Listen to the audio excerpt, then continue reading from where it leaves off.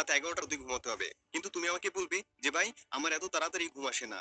রাত জাগা আমার অভ্যাস হয়ে গেছে। কিন্তু এটারও একটা সমাধান আছে, সেটা হলো তোমাকে খুব ভোরে ঘুম থেকে উঠতে হবে। সকালে যত দেরি করে উঠবে, রাতে তোমার ঘুমাতে ততই দেরি হবে। তাই অবশ্যই তোমাকে খুব ভোরে ঘুম থেকে ওঠার অভ্যাস করতে হবে। আর কখন তুমি ঘুমাবে, কতক্ষণ ঘুমাবে, আর কখন ঘুম থেকে উঠবে, সেটাও আমি নির্ধারণ করে দিচ্ছি। রাত 11টা। তোমাকে অবশ্যই রাত 11টার মধ্যে ঘুমিয়ে যেতে হবে। মনে রাখতে হবে সময়টা যেন 11টার থেকে বেশি না হয়। আর 6 ঘন্টা ঘুমিয়ে তোমাকে এই 1 মাস ভোর 5টায় ঘুম থেকে উঠতে হবে। আর একজন মানুষের সুস্থ থাকার জন্য দিনে 6 ঘন্টা ঘুমই যথেষ্ট। আর যদি তুমি সকালে উঠতে না পারো, তাহলে আমাদের ভোর 4টায় ওঠার ম্যাজিক এই ভিডিওটি দেখে আসতে পারো।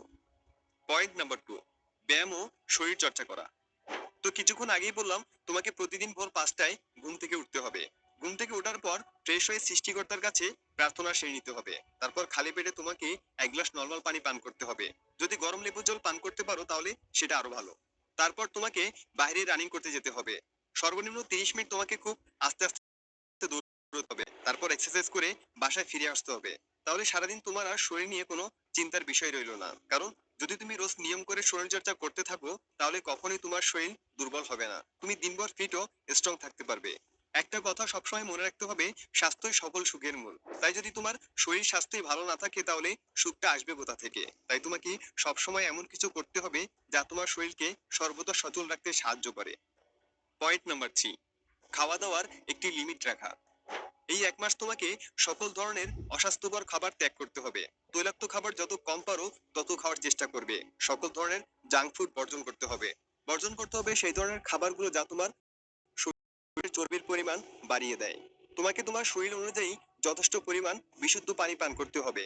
কোনো খাবারই অতিরিক্ত খাওয়া যাবে না। খাবার পর সাথে সাথে বিছানায় শুয়ে পড়া যাবে না।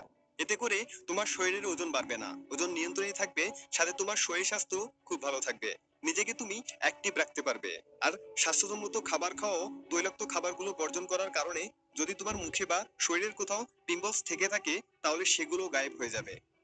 পয়েন্ট নাম্বার 4, প্রতিদিন নতুন কিছু শেখা। এই 1 মাস তোমাকে রোজ নতুন কিছু না কিছু শিখতে হবে, কিছু না কিছু জানতে হবে। সেটা হতে পারে নতুন কোনো স্কিল বা নতুন কোনো কাজ। মনে রাখতে হবে একদিনেই তুমি সবকিছু শিখে ফেলতে পারবে না। কোনো একটা বিষয় পারফেক্ট হতে গেলে একটু সময় তো লাগবেই। তাই তোমাকে এই 30টা দিনকে খুব ভালো করে কাজে লাগাতে হবে। প্রত্যেকটা দিনই অল্প অল্প করে কিছু শিখতে হবে। সেলফ ডেভেলপমেন্ট রিলেটেড বইগুলো পড়তে হবে। তাহলে দেখবে যা তুমি শিখতে চাও সে বিষয়ে ধীরে ধীরে তুমি পারফেক্ট হতে শুরু করেছো।